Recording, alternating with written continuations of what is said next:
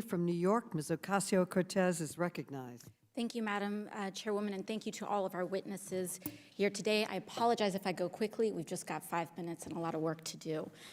Let's talk facts here. There was a lot of discussion about New York City. There is no discussion about gun violence in New York City without discussing the iron pipeline that is Florida, Georgia, South Carolina, North Carolina, Virginia, Pennsylvania, and honorary mention to Ohio, where 70% of likely illegal trafficked guns found in New York City come from.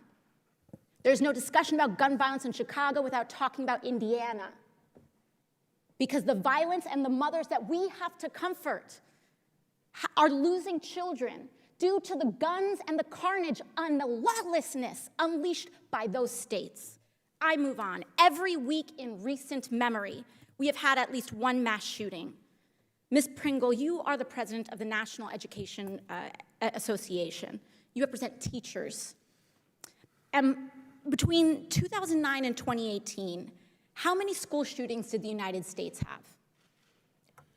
288. 288. Now let's look globally. Our G7 partners, Canada, France, Germany, Italy, Japan, and the United Kingdom, combined, how many school shootings did those countries have? 5. 50 5. times more. In almost 10 years. 288 versus 5. This is not normal. Not only is it not normal, it is internationally embarrassing and delegitimizing to the United States. Because for all the billions and trillions that this body authorizes in the name of national security, we can't even keep our kids safe from their schools being turned into a war zone. Now let's talk about why. Let's talk about one thing more important to lobbyists and the gun industry than children, than houses of faith, than human beings. Let's talk about profit. Mr. Suplina, in 2020, 22.8 million guns were sold, reflecting a 64% increase from 2019, correct?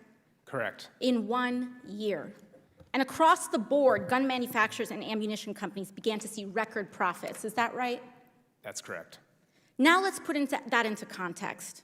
In 2020, again, more than 45,000 Americans died by gunfire, reflecting an almost 3-fold increase from 2015. Are those statistics correct?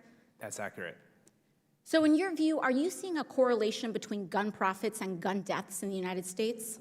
Yes. This is about blood money. Between 2019 and 2021, 2 years, leading gun manufacturers Sturm and Ruger saw gross profits double to almost $280 million.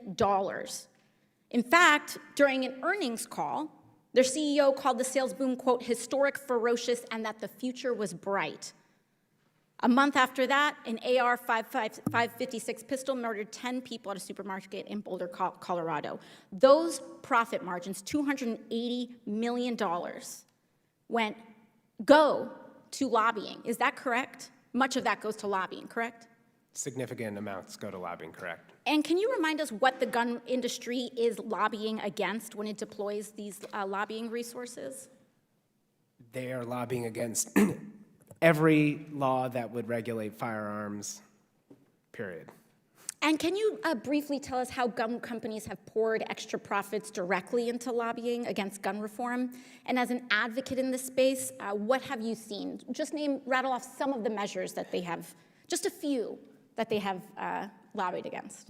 They've lobbied against background checks, which on all gun sales, which would, in fact, as was mentioned earlier, allow for the would-be criminal to obtain a firearm from a law-abiding citizen without a background check. The criminal would be breaking the law, but we could stop that. They've lobbied against red flag laws, which would temporarily deprive, after due process, firearm from somebody who poses a threat to themselves or others. That is a court adjudication. Thank you. Everything. Thank you very much. And for context, the NRA spent about $250 million in 2020 alone. That's more than twice the entire salary of Congress combined.